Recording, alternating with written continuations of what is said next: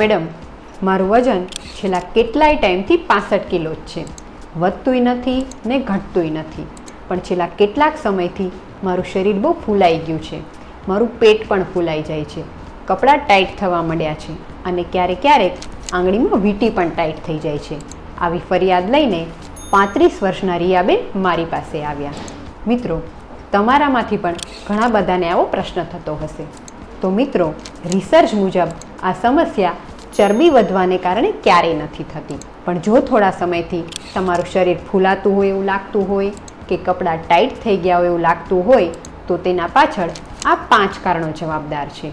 Number 1, પેટમાં gas કે કબજિયાત રહેવી. તેને કારણે શરીરમાં વાત દોષ વધે છે અને શરીર ફૂલાતું જાય છે. નંબર 2, હોર્મોન ઇમ્બેલેન્સ થવા. નંબર 3, પીસીઓડી કે થાઇરોઇડની શરૂઆત હોવી.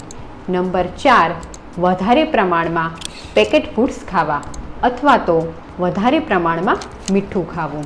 વધારે પ્રમાણમાં મીઠું ખાવાથી શરીર આ વધારાના સોડિયમને બહાર કાઢી શકતું નથી અને તેને કારણે જ આપણું શરીર ફૂલી જાય છે, જેને મેડિકલમાં વોટર રિટેન્શન કહેવામાં આવે છે. અને 5મું અને સૌથી અગત્યનું કારણ છે વધારે પ્રમાણમાં સ્ટ્રેસ રહેવો. તો એક ડૉક્ટર તરીકે મારી સલાહ છે કે આ સ્થિતિમાં ભૂખ્યા રહેવાને બદલે જો આ 3 ઉપાય કરવામાં આવે તો ચોક્કસ અને કાયમી ફાયદો થાય છે. નંબર 1, દિવસમાં 1 થી 2 વખત ભૂખ્યા પેટે ધાણા જીરાનું ઉકાળેલું પાણી જરૂરથી પીવો. તેના માટે 1 ગ્લાસ જેટલું પાણી લો, તેમાં 1 ચમચી ધાણા અને 1 ચમચી જીરાનો પાવડર નાખો. આ પાણીને ઉકાળો. અડધું પાણી બળી જાય એટલે ગાળી અને નવશેકું ધીમે ધીમે પી જાઓ.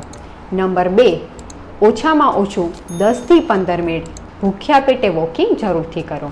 ને નંબર 3, ખોરાકમાં શક્ય તેટલું મીઠું ઓછું લ્યો અને જો જરૂર પડે તો સિંધાલુણ મીઠાનો ઉપયોગ કરો.